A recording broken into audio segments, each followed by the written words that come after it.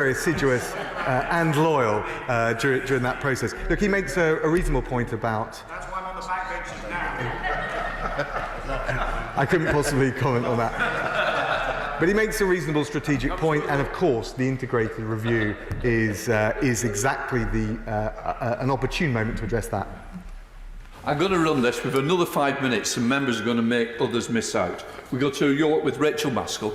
Rachel Maskell. Thank you, Mr. Speaker. The catalogue of human rights abuses by the Chinese authorities is nothing new, and the extension of the national security law in Hong Kong is just the next step. So while the suspension of extradition and export controls is necessary, why has it taken so long to reach this point? And how will the UK government act swifter in formulating a strategic plan with international counterparts to make sure all those who are experiencing human rights abuses in Hong Kong and across mainland China are protected? Secretary. I can thank the Honourable Lady, but the national security legislation was only introduced on the 30th of June. We're towards the mid to end of July, and we've moved to not only extend B&O passport, a path to citizenship to B&O passport holders and those with eligibility, but we've also now taken these further steps on extradition and the arms embargo. All of these things need to be thought through carefully. They require legal preparation. I believe we've moved swiftly, reasonably and proportionately. Benson. Thank you, Mr. Speaker. I strongly welcome today's announcement, and I thank my right honourable friend for his statement. Does he agree with me that China must adhere to international law if it wishes to be treated as a leading member of the international community?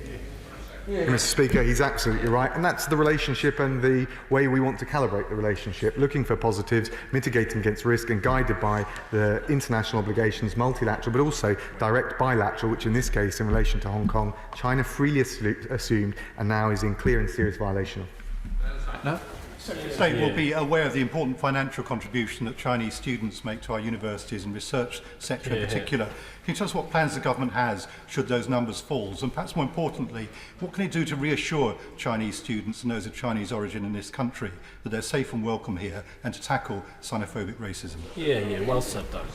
Can I say that I'm very grateful to the honourable gentleman for raising this point, and my statement made it clear that we value the contribution of travelling Chinese that they make, both touristically but also in terms of universities. And I think it is also timely to make that point to the British Chinese community here, who are some of our most hard-working, productive, socially engaged members of our communities, how welcome they are, and that we will have no truck in this House, and certainly not on this side and in this government, with this descending into jingoism or any racism against them. They are a credibly important member of our community and our society.